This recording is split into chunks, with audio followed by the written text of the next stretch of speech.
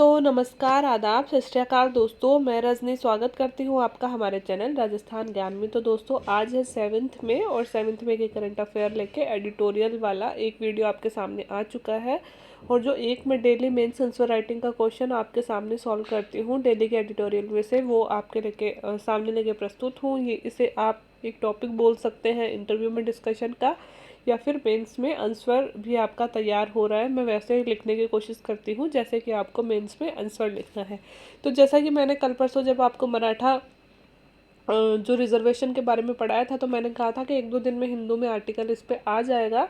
तो कल के ही हिंदू में इस पे आर्टिकल आ गया था। तो उसी से रिलेटेड दोस्तों कुछ तो मराठा आंदोलन से रिलेटेड आर्टिकल और कुछ मैंने और इसमें तथ्य ऐड कर दिए, ताकि आपके सामने पूरी तरह से सारी चीज़ें डिटेल में आ सके। तो इसका आंसर थोड़ा बड़ा हो गया, 100 शब्दों से ज़्यादा की सीमा हो गई, लेकिन मुझे लगा कि शब्द आप कन्वर्ट कर सकते हो। मैंने इसमें कुछ और चीज़ें आपको एक्स्ट्रा भी समझा दी है, तो आप थोड़े से जहाँ आपको लगे कम भी कर लेना। लेकिन कई बार बड़ा क्वेश्चन आप इस तरह से भी लिख सकते हो। बहुत सारी चीज़ें मैंने समझाने की कोशिश करी है इसमें, तो क्वेश्चन देख के ही समझ जाओगे। आरक्षण का इतिहास प्लस संवैधानिक प्रावधान प्लस मराठा आरक्षण विवाद बताइए। कई बार ऐसे क्वेश्चन बन जाते हैं, है ना।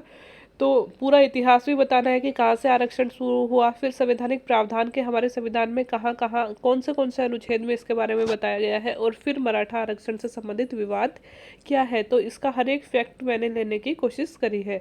तो शुरू करते हैं दोस्तों। हाल ही में घटना अभी की से शुरू करेंगे कि हाल ही में सुप्रीम कोर्ट के 5 जजों की संवैधानिक पीठ ने मराठा आरक्षण को असंवैधानिक घोषित कर दिया है।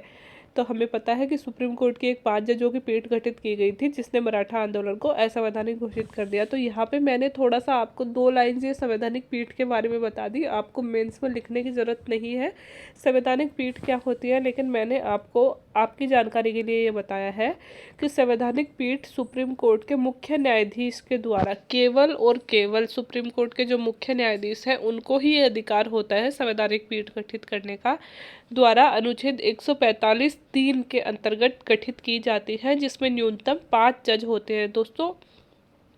इसमें 5 ऐसे ही जज होंगे, 3, 5, 7, है ना, ताकि 3 और 4 जैसे कि 5 जज होंगे तभी तो ऐसा निर्णय आएगा ना कि 2 एक पक्ष में 3 एक पक्ष में, नहीं तो बराबर में निर्णय आ जाएगा, फिर तो जवाब बहुमत से हो नहीं पाएगा। इसलिए न्यूनतम 5 जजों की अध्यक्षता में संवैधानिक पीठ कौन गठित करता है? सुप्रीम कोर्ट का जो मुख्य न्यायाधीश है, चीफ जस्टिस ऑफ इंडिया हमारे हैं, वो ही गठित करता है। और संविधान के अनुच्छेद 145(3) में इसका उल्लेख किया गया है। और यह मुख्यतया उन मुद्दों पर गठित की जाती है जिसपे कोई संविधान के मुद्दे पर स्पष्टीकरण, मतलब कोई संविधान की भाषा से रिलेटेड या फिर संविधान के किसी विशेष प्रावधान से रिलेटेड कोई मुद्दा हो, तभी यह गठित की जा सकती है। तो ये 2 लाइन्स आपको यहाँ पे ऐड नहीं करनी है इस आंसर में। ये मैंने आपकी जानकारी के लिए बता दी है कि संवैधानिक पीठ क्या होती है, कौन गठित करता है, कौन से अनुच्छेद में इसके बारे में लिखा गया है। तो ऊपर वाली लाइन देके हमें आंसर यहाँ से स्टार्ट करना है फिर, ठीक है। कि सर्वप्रथम 1882 में विलियम हंटर एवं ज्योतिबा फूले जो थे, उन्होंने सर्वप्रथम विचार दिया था जाति आधार पर आरक्षण हो। तो सर्वप्रथम 1882 में दोस्तों विलियम हंटर ने और ज्योतिबा फूले ने बोला था कि जाति आधार पर ऐसा कोई आरक्षण होना चाहिए। उसके बाद में हम सब ने पढ़ा है 1933 का जो कम्युनल पंचाट आया था, जिसे हम सांप्रदायिक पंचाट भी बोलते हैं। ब्रिटिश प्रधानमंत्री कौन थे उस टाइम? Ramsay McDonald. उन्होंने दोस्तों कम्युनल पंचाट दिया था, जिसके तहत मुस्लिम, सिख, क्रिश्चियन, एंग्लो इंडियन सभी और दलितों को भी अलग मताधिकार दे दिया गया था, मतलब सभी को पृथक पृथक मताधिकार दे दिया गया था। तो यहाँ से आरक्षण की शुरुआत हो गई थी दोस्तों। सबसे पहले 1909 के पार्लियामेंटो अधिनियम में दे दिया गया था, है ना। फिर 1933 के अधिनियम में इसे और भी ज़्यादा बढ़ा दिया गया था, है ना।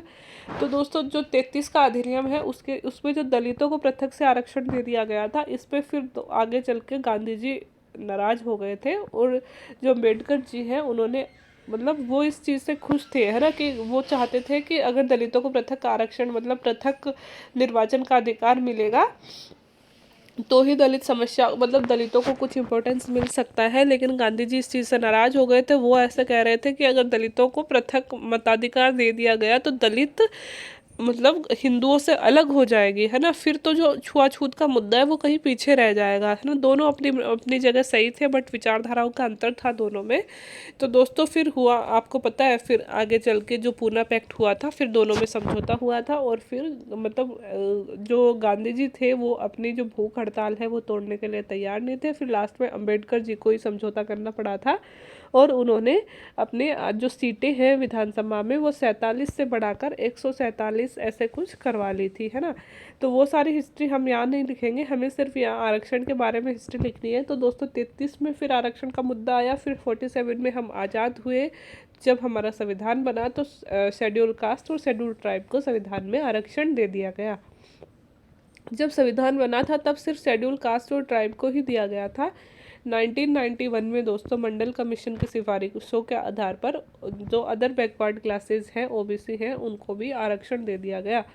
तो दोस्तों ये आपको हिस्ट्री लिखनी है, ठीक है। हिस्ट्री में क्या क्या लिखना है आपको, यहाँ से शुरू यहाँ से करना है। हाल ही में 5 जजों की पीठ ने असंवैधानिक घोषित कर दिया, फिर डायरेक्ट यहाँ पे आना। सर्वप्रथम 1882 में विलियम हंटर और ज्योतिबा राव फुले ने ये दिया, और यहाँ तक 1991 में मंडल कमीशन के आधार पर ओबीसी को आरक्षण दे दिया गया।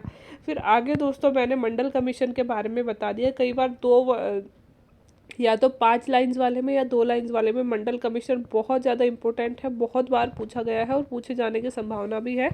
तो मैंने दोस्तों मंडल कमीशन पे 5 लाइन लिख दी, ये अलग से क्वेश्चन नहीं बनाना पड़े।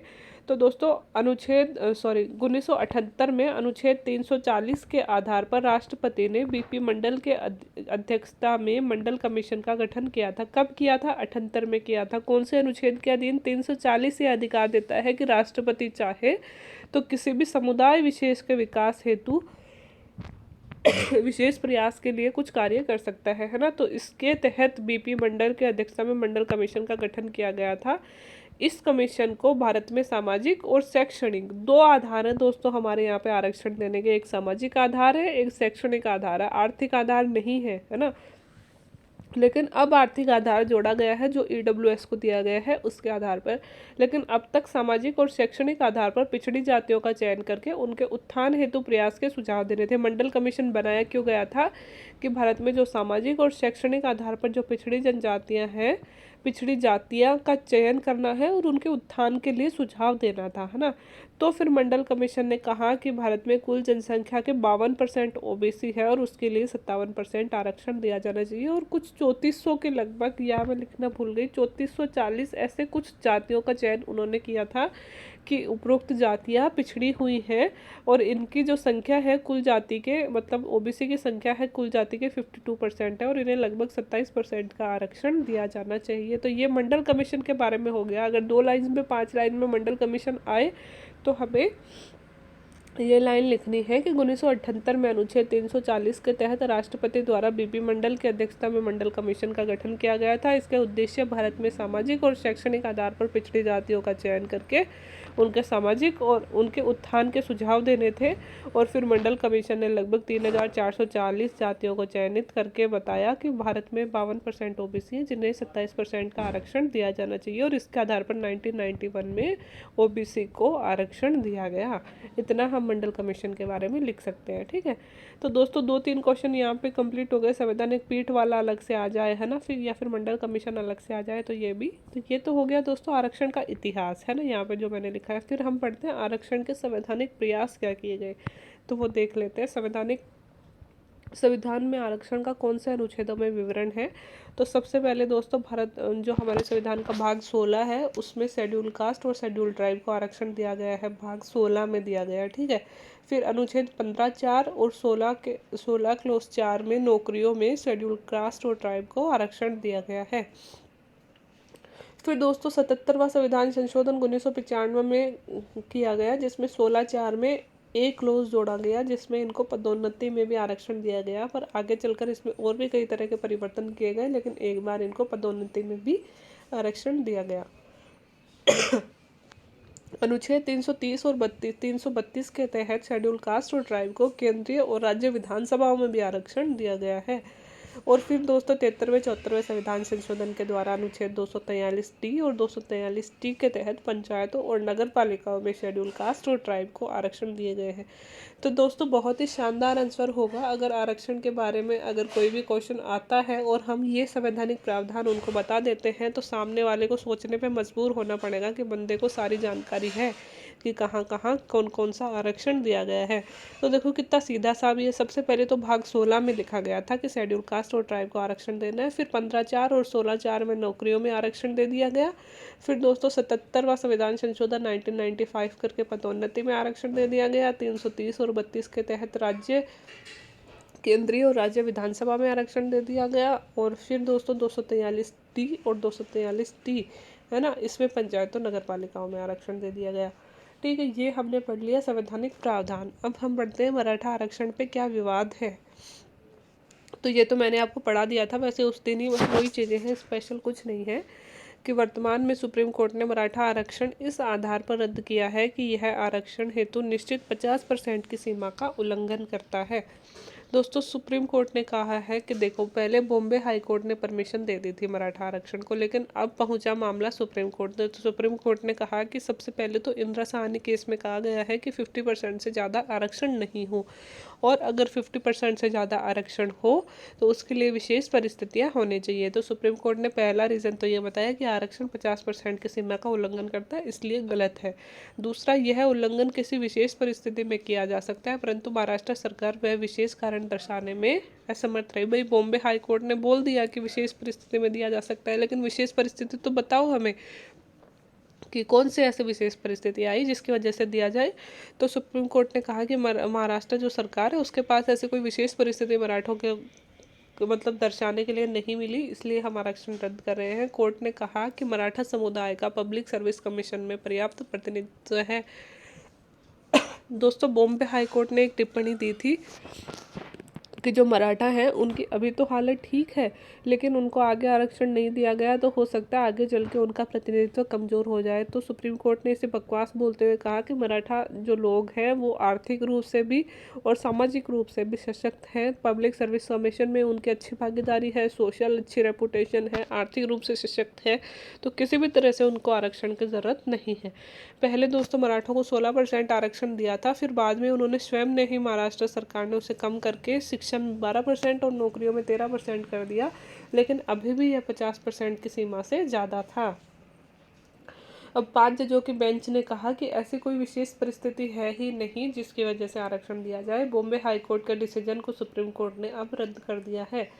वास्तव में सामाजिक और शैक्षणिक रूप से पिछड़े वर्ग हेतु प्रेसिडेंट को नोटिफाई करवा सकती हैं, केवल मात्र वे सलाह दे सकते हैं। जो राज्य हैं दोस्तों वो प्रेसिडेंट को नोटिफाई करवा सकते हैं कि हमारे उपरोक्त जो वर्ग है वो सामाजिक और शैक्षणिक रूप से पिछड़े हुए हैं, वो प्रेसिडेंट को सिर्फ मात्र सलाह दे सकती है। यह कार्य करने की संपूर्ण शक्ति अंततः राष्ट्रपति के हाथ में होती है। यह दोस्तों किसको SEBC में शामिल करना है, किसको नहीं, यह कार्य किसके पास है। कल भी परसों भी मैंने आपको बताया था कि यह सिर्फ और सिर्फ राष्ट्रपति के अधिकार में होता है ना, तो राष्ट्रपति चाहे तो ही कर सकता है।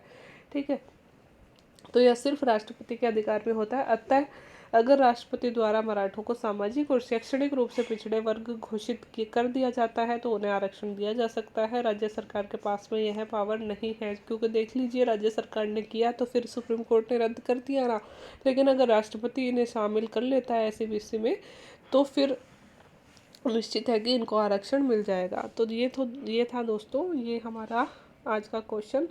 तो थोड़ा बड़ा हो गया, मैंने वैसे जल्दी समझा दिया क्योंकि पिछला वाला वीडियो लंबा हो गया था तो मेरा गला दर्द करने लग गया। हैंड राइटिंग वगैरह समझ में आ जाती है, कोई प्रॉब्लम तो नहीं होती। ये भले ही समझ में आ जाती होगी, वो PPT में भले ही मेरे से गलतियाँ हो जाती है जब मैं टाइप करती हूँ, तो इसमें तो शायद गलतियाँ नहीं होती है। तो ये था दोस्तों आज का क्वेश्चन। उम्मीद है आपको अच्छे लग रहे होंगे। अच्छे लग रहे हों तो वीडियो को लाइक, और हाँ जो आप लोग कह रहे हैं कि सिर्फ एक वीडियो मतलब एक की जगह 2-3 वीडियो लेके आऊँ, वो मैंने आपको पहले ही बता दिया था कि कुछ दिन रुकिए 2-3 वीडियो भी आ जाएंगे। और दोस्तों जो करंट अफेयर की बात है, आप लोग खुद भी न्यूज़पेपर पढ़ते रहिए, न्यूज़ देखते रहिए, मतलब जो भी आप लोगों को इम्पोर्टेंट लगता है आपके करंट अफेयर के लिए वो करते रहिए। मैं सिर्फ आपकी इतनी सहायता कर सकती हूँ कि रोज़ की 10 इम्पोर्टेंट खबरें हैं वो मैं आपके सामने ला सकती हूँ। ऐसे नहीं है कि मैं 3-4 पेपर पूरे आपको पढ़ा सकती हूँ, है ना। और तो आपको खुद के बेस पे भी कुछ तो तैयारी करनी पड़ेगी ना, तो खुद भी पढ़ते रहिए। और बाकी की बस मैं इतना कर सकती हूँ कि 10 इम्पोर्टेंट खबरें जो आपके लिए ला रही हूँ वो 10 इम्पोर्टेंट खबरें आप नोट कर लीजिए, है ना। क्योंकि मैं अगर अपनी रणनीति बताऊँ कि मैं जो इतने सारे न्यूज़पेपर पढ़ती थी, तो मैं क्या करती थी, मैं सिर्फ 2 ही पढ़ती थी, भास्कर पत्रिका में से एक पढ़ती थी और एक पढ़ती थी मैं हिंदू। हिंदू मैं कभी नहीं छोड़ती थी, हिंदू हमेशा पढ़ती थी। तो उनमें से दोस्तों मैं रोज़ की मुश्किल से 5-7 खबरें ही लिखा करती थी अपनी कॉपी में, और ऐसा करते करते भी बहुत सारी कॉपियाँ भर जाती हैं, ठीक है। तो अगर रोज़ की 5-7 कॉपियाँ भी भर मतलब लाए क्वेश्चन भी लेके चलते हैं ना अपन, तो आप यकीन मानिए बहुत सारे क्वेश्चन हो जाएंगे आपके पास में जब तक एग्ज़ाम आएगी, और बहुत सारी न्यूज़ आपकी कवर अप हो जाएगी। आपको अभी लग रहा है कि 5 क्वेश्चन तो कम है, 10 क्वेश्चन तो कम है, लेकिन अभी एग्ज़ाम में बहुत टाइम है, और जब तक एग्ज़ाम आएगी बहुत सारी न्यूज़ आपके कवर हो जाएगी। क्योंकि बहुत सारी न्यूज़ का तो रिपीटेशन होता रहता है। बाकी आप खुद के लेवल पे भी न्यूज़पेपर एडिटोरियल वगैरह पढ़ते रहिए, क्योंकि वो भी बहुत इंपॉर्टेंट है। मैं आपको 10 क्वेश्चन इसलिए लेके आती हूँ, ये 10 क्वेश्चन आप अलग से लिखिए, क्योंकि जो इंपॉर्टेंट होते हैं वो ही लेके आती हूँ मैं आपके सामने, पूरी चीज़ें नहीं लेके आती। तो ये 10 क्वेश्चन आप लिख के रखिए अपने पास में, ताकि रिविज़न करने के लिए रहे। तो मैं आपकी हेल्प कर सकती हूँ दोस्तों, पूरी तरह से नहीं पढ़ा सकती, क्योंकि आपको खुद को भी तो पढ़ना पड़ेगा ना। तो सिर्फ आप मतलब ऐसा नहीं है कि मेरे पे डिपेंड रहें, लेकिन अच्छी खासी पकड़ मैं आपकी करवा सकती हूँ न्यूज़पेपर पे। और मतलब जितना अपने तरफ से हो रहा है उतना बेस्ट ही देने की कोशिश करती हूँ। बाकी आप लोगों की मर्ज़ी है, बहुत सारे चैनल्स भी हैं और आप वहाँ पे भी मदद ले सकते हैं। तो दोस्तों वीडियो देखने के लिए थैंक यू वेरी मच। अगर अच्छा लगा हो तो please like share and subscribe my channel. Thank you.